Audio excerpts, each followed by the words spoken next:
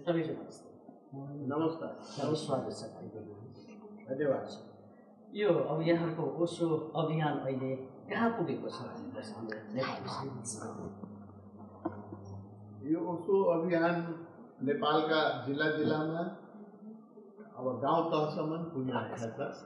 अहिले हामी 65,000 दीक्षित सन्यासी छौँ। हाम्रो 70वटा सेन्टर छ, 5वटा यस्तो कम्युन छ जहाँ माथि बस्न सक्छ।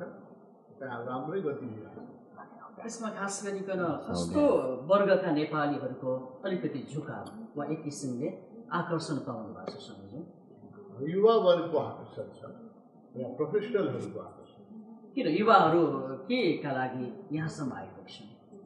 किनभने युवाहरूको रगत तातो हुन्छ र युवाहरू विद्रोही हुन्छन्। कुनै पनि क्रान्तिकारी विचारधारा जुन हुन्छ त्यसमा युवाहरू नै लाग्छन्, बुढाहरू लाग्छन्। भनेपछि ओसो क्रान्तिकारी विचार भयङ्कर। यसैको बारेमा अलिकति प्रश्न पार्नु, कसरी सुरु भयो यो एउटा अभियानकै रूपमा?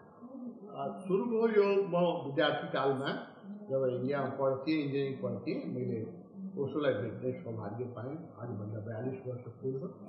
र उहाँको सानिध्यमा पुगेपछि मलाई लाग्यो कि उहाँ त गान्धी, मार्क्स, नेल्सन मेन्डेला जति विद्रोहीहरू नाम हामी सुन्छौँ त्योभन्दा पनि परम विद्रोही हुनुहुन्छ, परम क्रान्तिकारी हुनुहुन्छ, परम साहसी हुनुहुन्छ।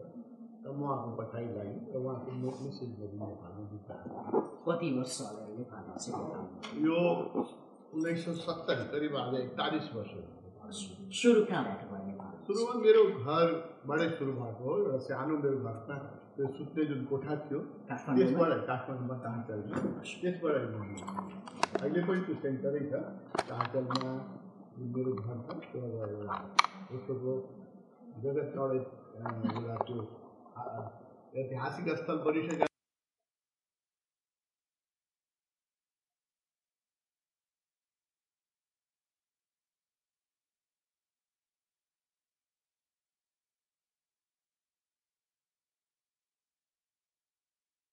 हो कि ओसो विचार हो कि ओसो मार्ग हो? ओसो विद्रोह हो। अतीतमा जुन हामीले गलत कामहरू गरेका छौँ, गलत धारणाहरू पालेका छौँ, त्यसको विरुद्धमा एक विद्रोह हो। अब त्यो सधैँ सबै बुद्ध पुरुषहरू विद्रोही हुन्छन्। बुद्ध पनि विद्रोह थियो। यो जुन चलिआइराखेको बलि प्रथा थियो, यज्ञ थिए, जुन धर्मको नाममा कर्मकाण्ड थिए, त्यसको विरुद्धमा एउटा विद्रोहको नाम हो बुद्ध। अहिले आएर उहाँ भगवान बन्नुभयो र अहिले आएर उहाँ चाहिँ पुज्ने गुरु बन्नु भएको छ।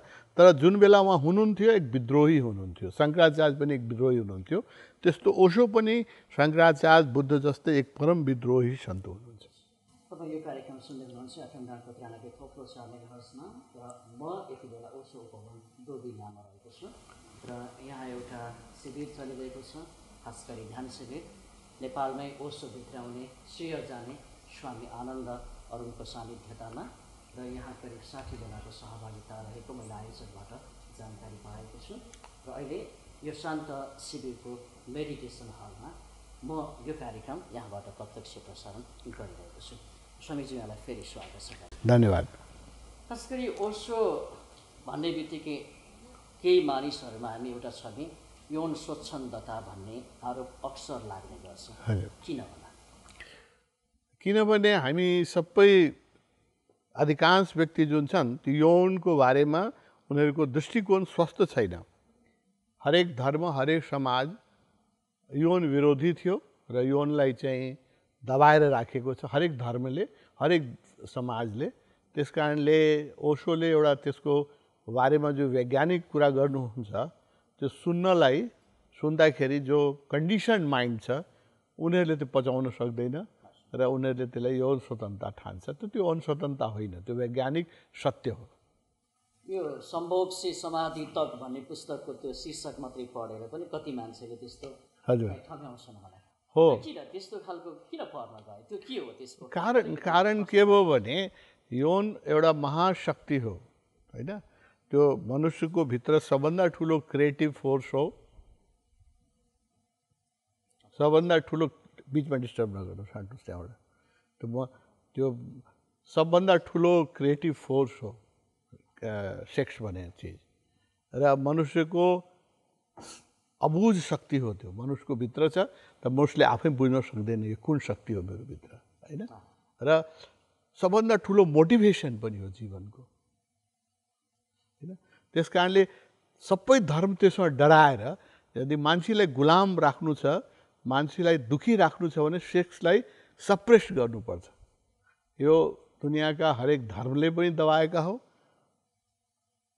हरेक डिक्टेटरले पनि दबाएका हुन्, होइन। हरेक युद्ध पिपासुले पनि दबाएका हुन्। जो लड्न चाहन्छ, लडाउन चाहन्छ, त्यसले सेक्सलाई सप्रेस गराउनै पर्छ। त्यस कारणले हरेक सेनामा ब्यारेकमा राख्छ उहाँले, किनभने उनीहरूलाई परिवारमा फ्रिडम दियो भने मार भन्न साथ अरूलाई मार्न सक्दैन। बालबच्चा भएको मान्छेले अर्को पनि बालबच्चा टुरो हुन्छ भने मार्न सक्दैन। त्यसलाई ब्यारेकमा राखेर सेक्स डिप्राइभ पहिला गर्छौँ।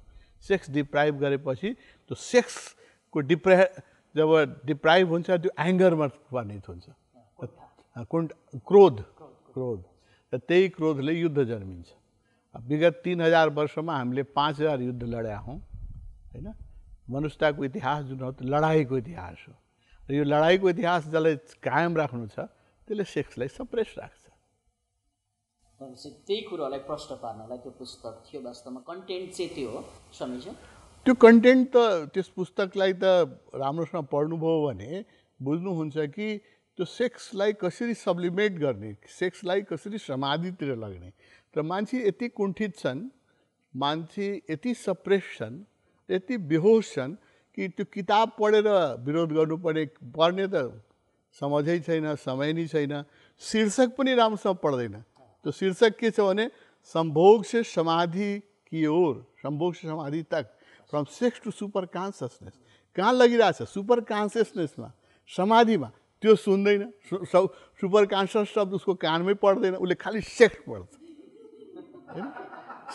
किताब ठिक छ, किताब त पढ्दैन, म बुझ्न सक्छु, होइन। किताब पढ्ने फुर्सद पनि छैन। हाम्रा आलोचकहरूलाई शीर्षकै पढेर आलोचना गर्छन्, होइन।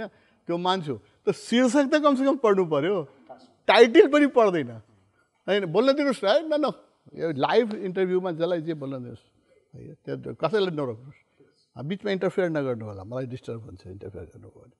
त्यस कारणले त्यो शीर्षक पनि राम्रोसँग पढ्दैन कि सेक्स टु सुपर कन्सियस। शीर्षक राम्रो पढ्यो भने के हुन्छ भने संभोग से समाधि की ओर, समाधि तक। अब हेर्नुहोस् त यो शीर्षक, योभन्दा राम्रो शीर्षक के हुनसक्छ? जीवनको जो सबभन्दा बेसिक इनर्जी छ, जो सबभन्दा क्रुड एनर्जी छ, त्यसलाई चाहिँ इन्लाइटेनमेन्ट बनाउने पुस्तक हो त्यो। त्योभन्दा त्यो बाइबल, गीता, कुरानभन्दा पवित्र पुस्तक छ। त्यति पवित्र पुस्तक अहिले उपलब्धै छैन। स्वामीजी, यो प्रश्न जानकारीको लागि धेरै धन्यवाद छ। पहिले अब रजनीश हुनुहुन्थ्यो, हजुर, त्यस पछाडि अब ओशो रजनीश हुनुभयो, अहिले हामी भगवानको दर्जा दिँदैछौँ। हजुर, के भगवान नै हो कि के भनेर मान्ने? यदि बुद्ध भगवान हो, शंकराचार्य भगवान हो, महावीर भगवान हो भने ओशो 100% भगवान हो। त्यही क्याटेगोरीको? त्यो क्याटेगोरीभन्दा अलि माथि नै होला, तल छैन। तपाईँ कुन हिसाबले भन्नुहुन्छ? सबै हिसाबबाट, क्रान्तिको हिसाबले, विद्रोहको हिसाबले, ध्यानको हिसाबले। बुद्धले कतिवटा ध्यानको पद्धति दिनुभयो, ओशोले कतिवटा ध्यानको पद्धति दिनुभयो, होइन। कुन बुद्ध पुरुषले 700 धर्मग्रन्थ दिएको छ? ओशोले 700 धर्मग्रन्थ दिनुभएको छ पुस्तकको रूपमा। कुन बुद्ध पुरुषले आफ्नै जीवनकालमा 10 लाख व्यक्तिलाई दीक्षा दिएको थियो? कुनै बुद्ध पुरुषले देखाउनुहोस् त। ओशोले आफ्नै जीवनकालमा 10 लाख व्यक्तिलाई दीक्षा दिनुभएको थियो, होइन। कुन बुद्ध पुरुषको शरीर छोडेको 20 वर्षभित्र नेपालमा 70वटा आश्रम खडा भएको थियो? ओशोको 70वटा आश्रम खडा भएको छ। त्यस कारणले कुनै पनि बुद्ध पुरुषभन्दा उहाँ 1 इन्च कम हुनुहुन्न, अलिक बढी नै हुनुहुन्छ। यदि त्यसो हो भने अन्यथा अर्थ लाग्दैन होइन स्वामीजी? त्यस्तो महान बुद्ध पुरुष हजुर किन आफ्नो जुन जन्मभूमि थियो त्यो अन्ततः जीवनको एउटा उत्तरार्धको समयमा पलायन हुनु पर्यो आफ्नै ठाउँ छोडेर? ओहो, त्यो बुझ्नु हो भने जिससलाई किन सुली दिनु पर्यो? सुकरातलाई किन जहर खुवाउनु पर्यो? गान्धीलाई स्वतन्त्र अङ्ग्रेजहरूले मार्न सकेन, स्वतन्त्र हुनासाथ उहाँकै धर्म मान्ने हिन्दूले किन मार्यो? यो हेर्नुहोस् त। जब कोही विद्रोही व्यक्ति पैदा हुन्छ, जब कोही क्रान्तिकारी व्यक्ति हुन्छ, त्यो समाजले त्यसलाई त्यो बेला कहाँ बुझ्छ र कहिले बुझाएको छ र ओसोलाई बुझ्ला भने आशा गर्नु नि व्यर्थ छ। यो सुतेको समाज हो, बेहोस समाज, पागल दुनियाँ हो। यो पागल दुनियाँले पहिला जिससले सुली ठोक्छ अनि घर घरमा चर्च बनाउँछ, होइन? यो बेहोस दुनियाँमा विडम्बना हो। यो बेहोस दुनियाँमा जीवनकालमा कुन बुद्ध पुरुषलाई सम्मान गरेको, मलाई एउटा बुद्ध पुरुषको नाम ल्याउनुहोस् त जसलाई जीवनकालमा समाजले सम्मान गरेको देखाउनुहोस् त मलाई। आज न सारा दुनियाँ इसाई छ।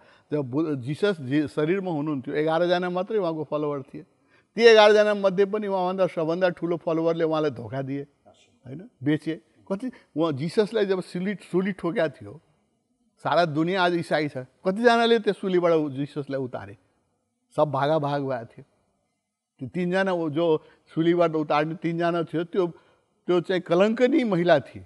3 जना, मैग्दलेना, मार्था र मरियम, जसको कुनै इज्जत थिएन समाजमा, तिनीहरूले निकाले। इज्जतदार मान्छे त भागाभाग थिए। त्यस कारणले बुद्ध पुरुषको जीवनमा कहीँ पनि सम्मान हुँदैन। ओशोको सम्मान नभएकोमा कुनै आश्चर्य छैन। ओशोको शाब्दिक अर्थ चाहिँ के हो? ओशोको अर्थ हो oceanic consciousness, the man of oceanic consciousness. यस्तो व्यक्ति जसको चेतनाको विस्तार सागर जस्तै छ। अहिले हामी पोखराको यो ओशो उपवनमा छौँ, काठमाडौँ तपोवन, यो उपवन यो चाहिँ के हो समीक्षण? यो अब हामीहरूको सेन्टर नेपालमा 17वटा छ, मैले बिन्ती गरेँ। अब हामीहरूले रेजिडेन्सियल कम्युन बनाउन लागेका छौँ, जहाँ हामी उहाँको शिक्षणलाई व्यावहारिक रूपमा स्वतन्त्र रूपमा जिउन सक्छौँ। यो सब प्रयोगशाला हो, ओशोको दर्शनको प्रयोगशाला। त्यसलाई हामी कम्युन भन्छौँ। कम्युनमा जहाँ हामी एकसाथ बस्छौँ र बिना कुनै भेदभावको, जाति, भाषा, धर्म, शिक्षा, अर्थको बिना कुनै भेदभावको हामी एकसाथ बस्छौँ स्वतन्त्रतापूर्वक र समभावले जिउँछौँ र ध्यानलाई जीवनको केन्द्र मानेर क्रिएटिभिटीको प्रयोग गर्छौँ। यस्तो कम्युनहरू बनाउने, अब पहिला त हामी सेन्टर बनाउने अभियानमा थिए, हामीले 17वटा सेन्टर खडा गरे। अब हामी कम्युन बनाउने अभियानमा छौँ। हाम्रो लक्ष्य के छ भने नेपालको प्रत्येक कुनामा यस्तो कम्युन बनाउँछ। अहिले 5वटा बनिसक्यो। छिटै यो हरेक अञ्चलमा हामी पुऱ्याउँछौँ। 14 अञ्चलमा 14वटा कम्युन बनाउँछौँ। जस्तै पोखराको कुरा गर्दा 1978 मा रजनीश सतमार्ग ध्यान केन्द्रको स्थापना हजुर हजुर यतिका वर्षपछि बल्ल यहाँ उपवन बन्दैछ भने 14 अञ्चलमा कति वर्षमा पुग्छ? अब कति, म ज्योतिष होइन, त्यस कारणले यति वर्ष त्यसको एउटा त हुन्छ नि रोड म्याप, गुरु योजना। हजुर, होइन, रोड म्याप हामीसँग कस्तो छ भने न हामीसँग कुनै बजेट छ, न हाम्रो पछाडि कुनै सरकारी सहयोग छ, न कुनै व्यापारिक वर्गको सहयोग छ। हामी त तपाईँ जस्तो सदिच्छुक व्यक्तिहरूको सहयोगले चल्ने संस्था हो। सहयोग छन्, सहयोगी बढ्दै गइरहेछन्, सहयोगी तबतै बनिरहेछ, सहयोगी नभए कसरी बन्थ्यो? आज चाहिँ हामी के सन्दर्भमा यहाँ उपस्थित भएका छौँ? आज हामी यहाँ शिविर छ एउटा, हाम्रो शिविर यस्तो हामी वर्षमा अनेक पटक शिविर गर्छौँ। यो शिविरकै बिचमा छौँ हामी। कहिलेसम्म जारी रहन्छ?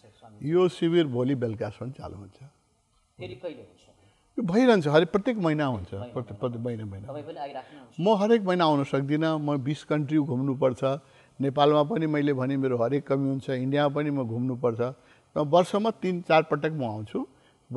हरेक शिविरमा म आउँदिनँ। मेरा अरू मैले ट्रेन गरेका आचार्यहरू छन्, उनीहरूले आएर शिविर दिन्छन्। हस्, धन्यवाद। श्रोता साथी, यो कुराकानी थियो हामीले ओशो उपवनबाट प्रत्यक्ष स्वामीजीसँग गरिएको। आजका लागि रेडियो अर्पणको यो प्रस्तुतिमा यति नै। म लगायत प्राविधिक सहकर्मी दिलीप गुरुङलाई धन्यवाद दिँदै बिदा माग्दछु। नमस्ते।